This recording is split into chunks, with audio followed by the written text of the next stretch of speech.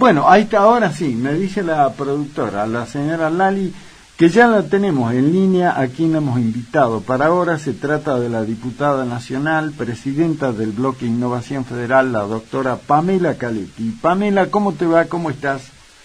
Hola, muy buenas noches. ¿Cómo estás? Por fin pudimos comunicarnos, doctora, que con las agendas cruzadas. Le iba a romper relaciones con usted, digo, ya no, nos devolvamos las cartas, todo, rompamos las relaciones. Sabemos que estás con una...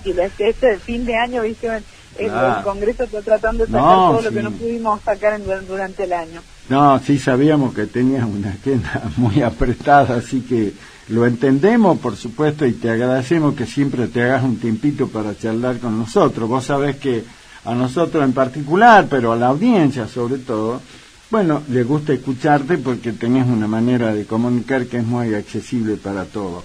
Bueno. Sí, no, totalmente agradecida también de la oportunidad de poder a través tuyo poder llegar a la audiencia. Bueno, lo que yo decía cuando presentaba el programa, y ya lo adelantaba el viernes, semana maratónica, podríamos decir así, semana de mucho laburo en el Congreso, particularmente en la Cámara de Diputados, con temas realmente trascendentes. Ficha limpia por un lado, el tema del presupuesto por el otro. Bueno, contanos, ¿cómo se presenta la semana, Pamela?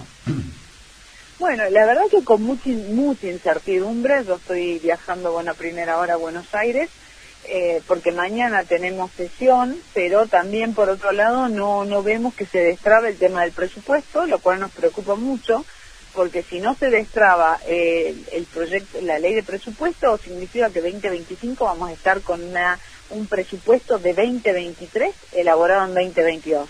Imagínate cómo padecieron las universidades y los jubilados de este año con un presupuesto un año atrasado, imagínate 2 años. La verdad que no vemos que el gobierno tenga voluntad de avanzar el presupuesto. Ha hecho todo lo posible por arruinar las negociaciones. Nosotros en ningún momento cortamos lazos, seguimos trabajando, y aún así apareció Esper en una conferencia de prensa diciendo no hay acuerdo, veremos cómo seguimos. Y veremos cómo seguimos, al parecer, es que quieren manejarlo por decreto, así que está muy tensa la relación en el Congreso esta semana. Vos sabés que yo lo decía, inclusive lo escribo en mi columna de análisis político de los fines de semana, donde indudablemente, para mí al menos, y eso es lo que lo hago ver, quedó muy en evidencia la idea central del gobierno de Milei de decir: no, tratemos de aguantar y no lo tratemos al presupuesto hasta el 30 de noviembre, faltan 5 días, y dejemos abierta la posibilidad de que después yo llame a sesiones extraordinarias, cosa que no voy a hacer porque comparto lo que vos decís. Para mí la idea central, y es una decisión política ya tomada, eso digo yo, por el presidente, es que quede sin presupuesto para él seguir manejando de la manera que mejor le parezca las partidas presupuestarias, ¿no? Tal cual, por ahí para la gente que nos está escuchando, cuando el Congreso, ¿y por qué presupuesto? Porque a veces en la comunicación desde Buenos Aires se trata de tergiversar y dicen que nosotros, los diputados de las provincias, presionamos para que tengan plata los gobernadores, y en realidad no es plata los gobernadores, el presupuesto es el plan de gobierno. Es lo que el presidente tiene que presentar el proyecto de ley de presupuesto y decir qué quiere para la Argentina en 2025, cuánto va a destinar a los jubilados, cuánto se va a destinar a salud, cuánto se va a destinar a la lucha contra el narcotráfico y el crimen organizado en las fronteras, nosotros que tenemos una complejidad muy grande, cuánto va a haber para que los chicos estudien en las universidades. Entonces, se trata de derechos esenciales de nuestra gente, no de un reclamo, un capricho de los gobernadores. Tratan de hacerlo ver de esa manera, pero bueno, quedaron en evidencia que evidentemente no quieren presupuesto, porque si no hay ley de presupuesto, entonces manejan discrecionalmente. Claro. Por cada peso que tengamos que gastar, por ejemplo, en la UNSA tenemos que ir a tocarle la puerta al gobierno nacional para pedirle que nos envíe, o tener que sacar, como pasó el año pasado, este año ya, la ley de financiamiento universitario, en la beta, después volvemos a recinto, no llegamos, aparecen los radicales con peluca, ¿viste? Esos 5 Sí. La verdad que es muy agotador, Y eso es lo que está trabando un poco toda la semana en el Congreso, porque si quieren que tratemos agenda en el Congreso estamos dispuestos, pero nosotros pedimos que se trate el presupuesto para la Argentina durante 2025. No,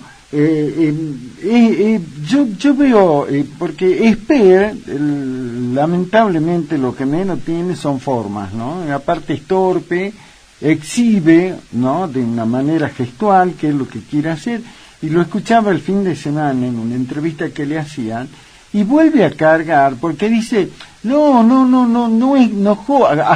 jodan tanto con el presupuesto, porque los que molestan, dijo, con ese tema son los gobernadores, porque quieren que nosotros les demos más plata para que la malgasten.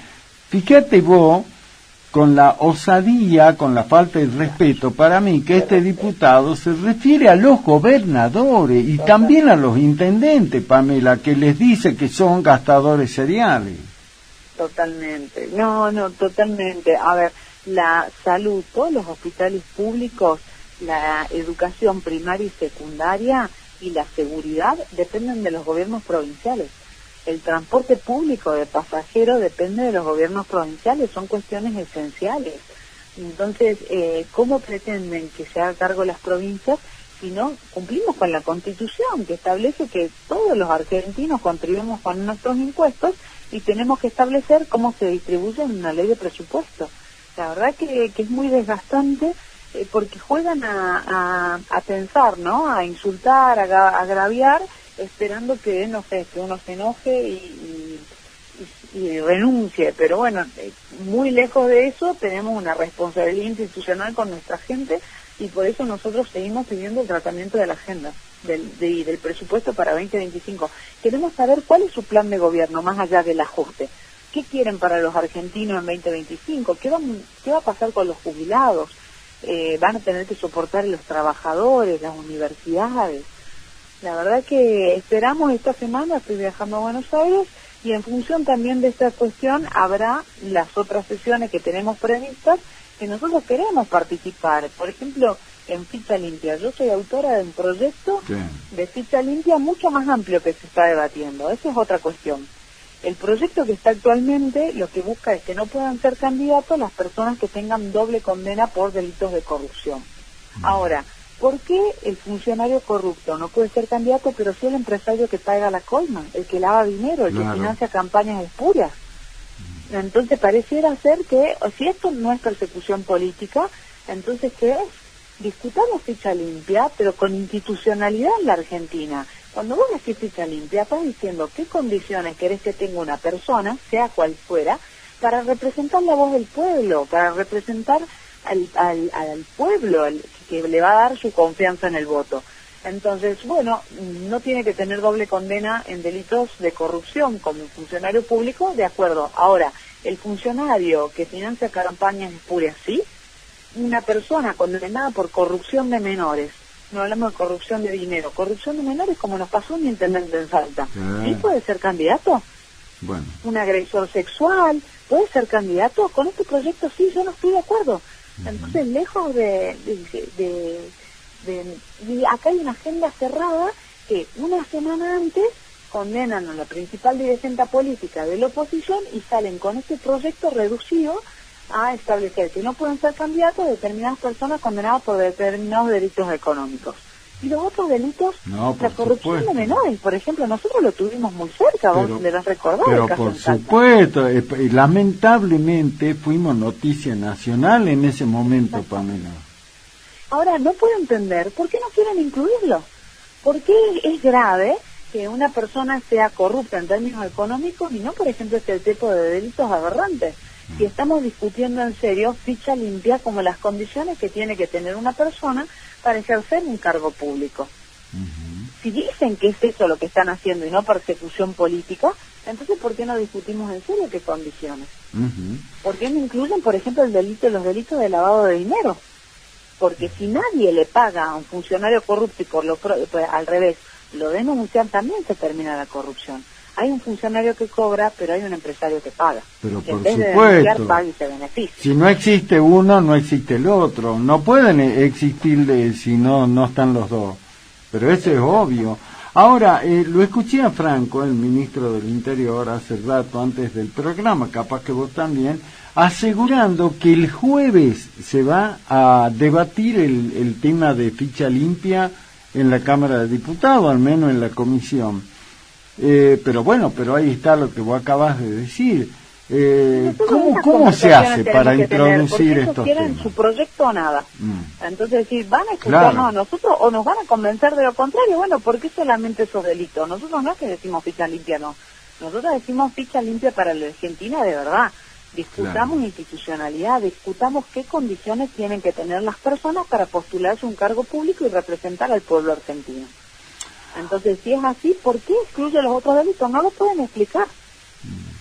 Entonces, ahora, ese es el debate que estamos dando. Ahora, ¿qué va a pasar? Porque conociéndolo a Milei, yo dije en mi columna el fin de semana que Milei va por todo, es como que no le importa nada, dice ya está, yo tengo, como se dice, la vaca atada y chao, hago lo que quiero. Ahora, ¿qué se hace, Pamela, en el caso de que no se logre consensuar o acordar este planteo tan lógico, tan racional que vos acabas de mencionar? Y con relación al presupuesto, lo más probable es que terminemos con un presupuesto hecho en 2022 y sancionado en 2023, con lo cual en un año electoral es libre discrecionalidad del presidente. El presidente va a gastar en lo que se le cante la gana y desde el Congreso vamos a tener que ir peleando ley por ley, como peleamos con jubilados, como peleamos con universidades, tema por tema. Entonces lo mismo pasó cuando suspendieron los medicamentos del PAMI, cuando suspendieron los medicamentos oncológicos, con la obra pública.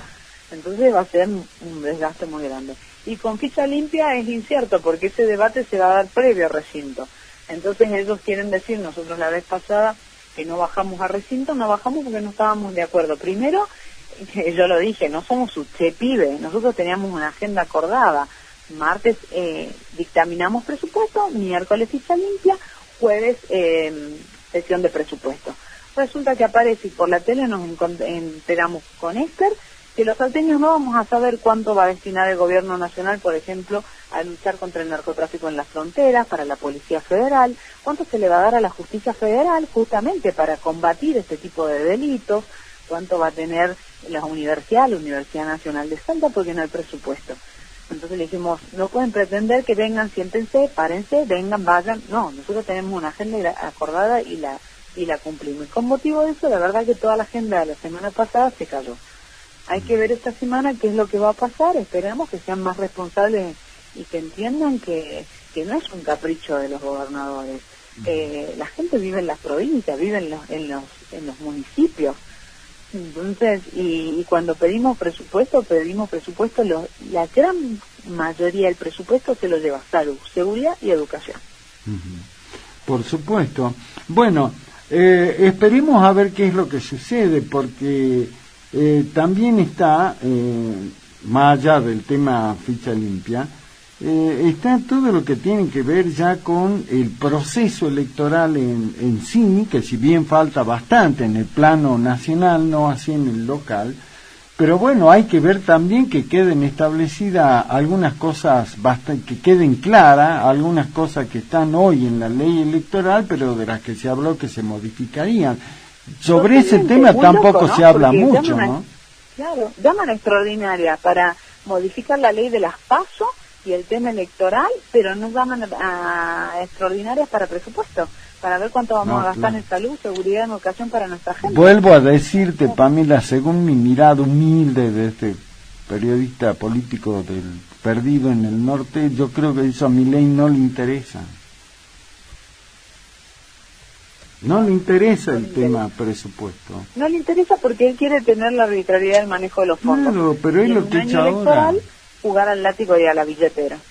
Pero fíjate vos que en el caso de lo que le plantean algunos gobernadores, no fue Gustavo, el gobernador de Salta, el que le planteó, pero sí otro gobernador del norte, que le dijo, bueno, pero si los recursos para el tema de los subsidios al transporte, que no nos mandaron a nosotros el año pasado, esperemos que este año tengamos algún tipo de compensación. Y lo escuché a Esper decir, de ninguna manera, porque eso lo tenemos que ahorrar, porque tenemos que cuidar el déficit cero.